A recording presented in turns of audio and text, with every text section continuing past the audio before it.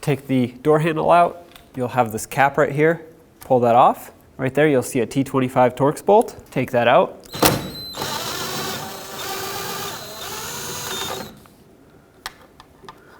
With a magnet, carefully pull it out.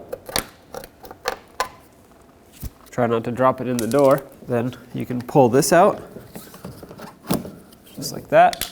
Take the door handle, slide it out in that way. There it is. Take the new door handle, line it up, press it in, push it that way to lock it. Take the door lock cover, put that on. Make sure this outer door lock cover is pushed in all the way to line up the threads. Very carefully slide it in, start it on by hand, and snug it up.